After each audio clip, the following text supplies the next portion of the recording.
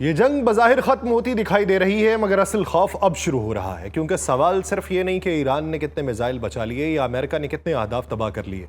असल सवाल ये कि अगर इतनी शदीद बमबारी, सेटेलाइट निगरानी, बहरी दबाव और मुश्तरका अमरीकी इजरायली हमलों के बावजूद ईरान अपनी ज़्यादातर मिसाइल सलाहियत, मोबाइल लॉन्चर्स और ज़ेर ज़मीन तनसीबात दोबारा फ़ाल करने में कामयाब रहा, तो फिर मुस्तकबिल की जंगें आखिर किस हद तक ख़तरनाक होने जा रही हैं? और क्या दुनिया एक ऐसे दौर में दाखिल हो चुकी है जहां किसी मुल्क को मुकम्मल तौर पर गैर मौसर बनाना तकरीबन नामुमकिन होता चला जा रहा है? क्योंकि अब जंगें सिर्फ फजा में नहीं, बल्कि सुरंगों, drone swarms, AI, mobile launchers और खामोश जंगी तैयारियों के उस नेटवर्क में लड़ी जा रही हैं जो बमबारी के बाद भी जिंदा रहता है। आप सब पर सलामती हूं, मैं यासिर रशीद हूं और आप देख रहे हैं सुनो न्यूज़।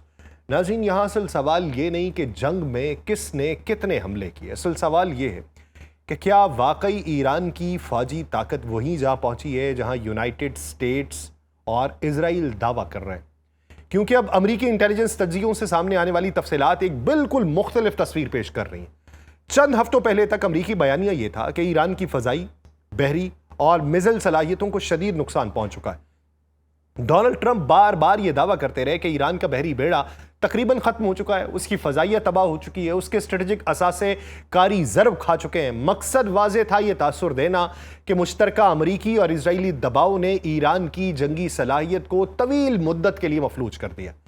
मगर अब अमरीकी खुफिया इदारों के ताज़ा तज्जिए एक ज़्यादा पेचीदा हकीकत सामने ला रहे हैं। उन रिपोर्ट्स के मुताबिक ईरान न सिर्फ अपनी मिसाइल सलाहियत का बड़ा हिस्सा महफूज रखने में कामयाब रहा है, बल्कि उसने हैरान कुन रफ्तार से अपनी लॉन्चिंग साइट्स, मोबाइल लॉन्चर्स और ज़ेरे ज़मीन तनसीबात को दोबारा फाल भी कर लिया।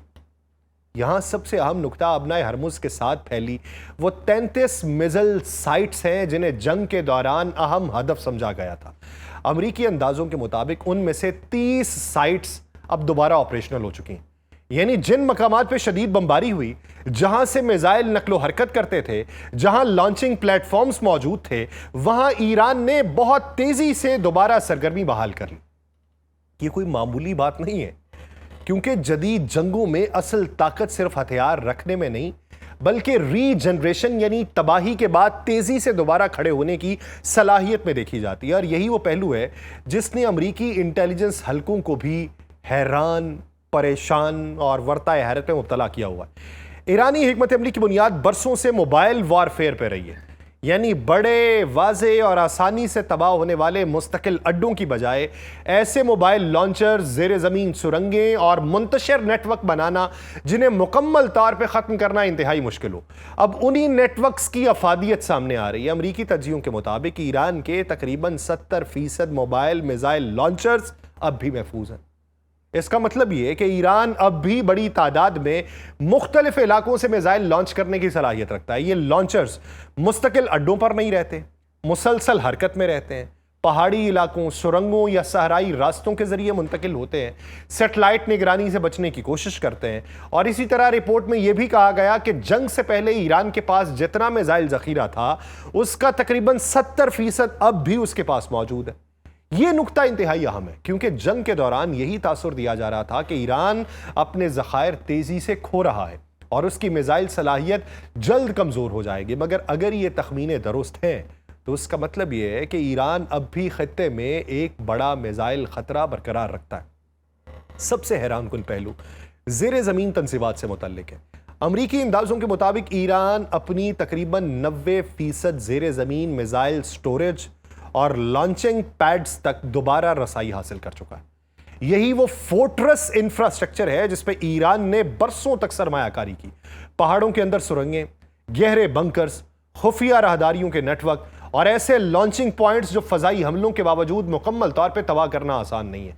यही वजह है कि बाज़ मगरबी माहिरीन अब ये सवाल उठा रहे हैं कि क्या अमेरिका और इजराइल ने ईरान की सलाहियत को कम अंदाज़ा लगाया था, क्योंकि हमलों के बावजूद ईरानी स्ट्रक्चर मुकम्मल तौर पर बिखरा नहीं, बल्कि अब वो दोबारा मुनज़्ज़म होता दिखाई दे रहा है। तो यहाँ एक और अहम पहलू भी है कि आबनाए हरमुज़, ईरान की ज़्यादातर हसास मिसाइल साइट्स इसी खित्ते के आसपास मौजूद है। उसकी वजह वाज़ेह है, दुनिया की तेल सप्लाई का बड़ा हिस्सा इसी समुद्री रास्ते से गुजरता है। यानी अगर कभी कशीदगी दोबारा बढ़ी तो ईरान के पास अब भी ऐसी सलाहियत मौजूद है कि वो हरमुज के गिर्द फौजी दबाव पैदा कर सके।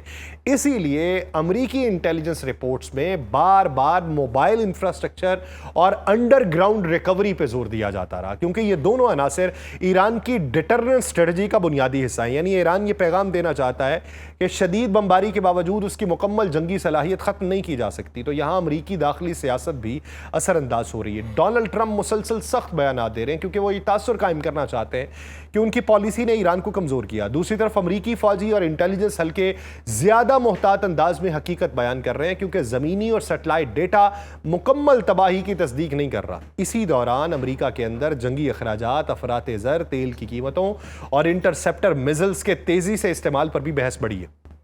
बाज अमरीकी दिफाई माहिरीन खबरदार कर रहे हैं कि अगर जंगबंदी टूटती है, कशीदगी दोबारा मुकम्मल जंग में बदलती है, तो ईरान की बाकी मांदा सलाहियत खित्ते के लिए अब भी बड़ा चैलेंज बन सकती है। अब अगर इस पूरी जंग को सिर्फ ईरान, अमेरिका और इजराइल के दरमियान महदूद तसादुम समझा जाए तो ये शायद सबसे बड़ी गलती होगी, क्योंकि जंग बंदी के इस वक्फे के दौरान असल खामोश सरगर्मी मैदान जंग में नहीं बल्कि असलहा गोडाउन, जेर ज़मीन फैक्ट्रीज, बहरी अड्डों, drone programme, missile assembly lines और फिजाई दिफाई मंसूबों में जारी रही। बज़ाहिर जंग की रफ्तार कम हुई, मगर पसे पर्दा तकरीबन हर मुतल्लिका मुल्क अगले मरहले की तैयारी में मसरूफ दिखाई दिया। ईरान ने सबसे पहले अपनी तवज्जो उस चीज़ पर मरकूज की जिसने उसे जंग के दौरान सबसे ज्यादा फायदा दिया: मोबाइल मिसाइल सिस्टम, जेर जमीन लॉन्चिंग नेटवर्क्स और कम कीमत मगर बड़ी तादाद में इस्तेमाल होने वाले ड्रोन्स। ईरानी हिकमत अमली अब वाज़ेह तौर पे सर्वाइवल वॉरफेयर की तरफ जा चुकी है, यानी ऐसी जंगी सलाहियत बनाना जिसे मुकम्मल तौर पे तबाह करना मुमकिन ना हो। इसीलिए इत्तलात सामने आई कि ईरान ने अपने शाहिद तर्ज के वन वे अटैक ड्रोन्स की पैदावार मजीद तेज की, नए एंटी जैमिंग नेविगेशन सिस्टम्स पे काम किया और ऐसे मोबाइल लॉन्च प्लेटफॉर्म्स तैयार किए जो चंद मिनट में जगह बदल सकते हैं। ईरानी फौजी मंसूबा साज अब ये जान चुके हैं कि मुस्तकबिल की जंग में महंगे लड़ाका तैयारों से ज्यादा अहम वो सस्ते हथियार हैं जो मुखालिफ को मुसलसल मुआशी और दिफाई दबाव में रख सकें। दूसरी तरफ हम यूनाइटेड स्टेट्स ऑफ अमेरिका को देखें तो उसने इस जंग से एक मुख्तलिफ सबक हासिल किया। अमेरिका को यह अंदाजा हुआ है कि रिवायती फजाई दिफाई निजाम हजारों कम कीमत ड्रोन्स और क्रूज हमलों के मुकाबले में इंतहाई महंगा पड़ रहा है। एक तरफ चंद हजार डॉलर का ड्रोन, दूसरी तरफ उसे गिराने के लिए लाखों या करोड़ों डॉलर का इंटरसेप्टर मिसाइल। यही वजह है कि जंगबंदी के वक्फे में अमेरिका ने अपनी काउंटर ड्रोन हिकमत अमली को तेज कर दिया। पेंटागन ने anti drone units, sensor networks, electronic warfare system, AI पे मबनी इंटरसेप्टर्स प्रोग्राम्स के लिए इजाफी फंड्स मुख्तस किए हैं। अमरीकी फौज अब सिर्फ मिसाइल दिफा पे इन्हसार नहीं करना चाहती बल्कि वो कम कीमत खुदकार interceptor drones, laser based defence और एआई कंट्रोल्ड फजाई निगरानी के नए मॉडल्स पे काम कर रही है। यहां यूक्रेन का किरदार गैर मामूली तौर पर अहम है। यूक्रेन ने रूसी ड्रोन हमलों के खिलाफ जो तजुर्बा हासिल किया था वो अब खलीजी रियासतों और अमरीका के लिए कीमती असासा है कि जंगबंदी के दौरान यूक्रेनी एंटी ड्रोन सिस्टम्स, खास तौर पे स्काई मैप जैसे प्लेटफॉर्म्स जो हैं ये खलीज में मुतारिफ करवाए गए हैं। सऊदी अरब, यूएई और कतर ने यूक्रेन के साथ दिफाई ताउन बढ़ाया ताकि ईरानी तर्ज के ड्रोन हमलों का मुकाबला किया जा सके। इसी दौरान इजराइल को देखें तो उसने अपनी तवज्जो दो चीजों पर मरकूज रखी है: मल्टी लेयर एयर डिफेंस और long range precision strike. Israeli फौजी इदारे इस नतीजे पर पहुंचे हैं कि मुस्तकबिल की जंग सिर्फ गजा या लबनान जैसी महदूद जंग नहीं होगी बल्कि एक साथ कई महाजों से मिसाइल, ड्रोन और क्रूज हमले आ सकते हैं। इसीलिए आयरन डॉम, डेविड स्लिंग और एरो सिस्टम्स की पैदावार और अपग्रेडिंग पर काम तेज हुआ है। इजराइल ने अपने जेर जमीन फौजी इंफ्रास्ट्रक्चर, हसास इंटेलिजेंस मराकज और तवानाई तनसीबात के तहफ़्फ़ुज़ के लिए भी नए मंसूबे शुरू किए हैं। इसके साथ साथ साइबर वारफेयर, सेटेलाइट निगरानी पर भी सरमायाकारी बढ़ाने का फैसला किया है ताकि ईरान के मोबाइल लॉन्चर्स को जल्द तलाश किया जा सके। इस पूरी जंग में रशिया बराह रास्त शामिल न होते हुए भी खामोशी से फायदा उठाता दिखाई दिया। रूस ने ईरान के साथ इंटेलिजेंस और ड्रोन टेक्नोलॉजी ताउन को मजीद गहरा किया।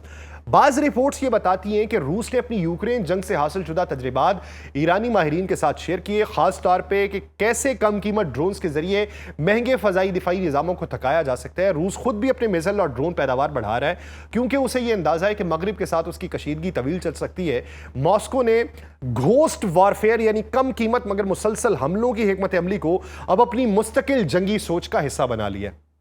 चाइना को देखें तो उसने निस्बतन खामोश मगर इंतहाई अहम किरदार अदा किया। बीजिंग खुल के जंग में शामिल नहीं हुआ मगर उसने अपनी बहरी ताकत, hypersonic programme, AI based warfare और इलेक्ट्रॉनिक जंगी सलाहियतों की तैयारी मजीद तेज कर दी। चीन ने खासतौर पर आबनाए हरमुज और ताइवान के बहरानों को एक साथ देखना शुरू किया।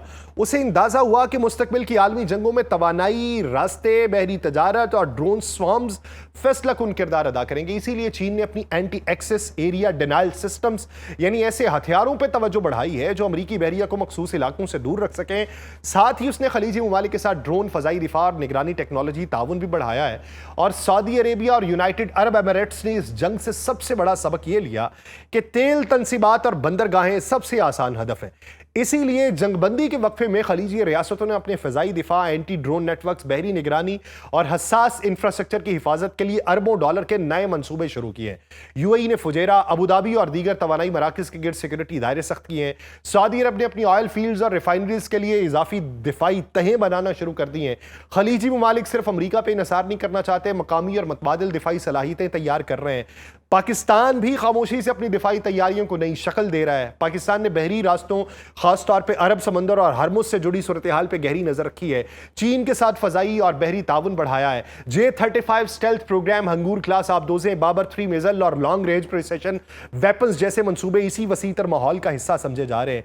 ये सब कुछ इस बात का इशारा है कि जंगबंदी ने असल में जंगी तैयारियों को रोका नहीं, बल्कि उन्हें मजीद पेचीदा और जदीद बना दिया। हर मुल्क ने इस मुख्तसर वक्फे में अपनी कमजोरियां पहचानी है, नए हथियार इकट्ठे किए हैं, इत्तेहादी मजबूत किए हैं और अगले मुमकिन मरहले के लिए तैयारी शुरू की है। और शायद यही जदीद जंगों की सबसे खतरनाक हकीकत है कि जंगें अब सिर्फ उस वक्त नहीं लड़ी जाती जब मिसाइल फजा में हो। असल जंग अक्सर उस खामोश वक्फे में जारी होती है जब दुनिया समझ रही होती है कि शायद हालात पुरसुकून हो चुके हैं। मुझे दीजिए इजाजत, अल्लाह ने के बाद।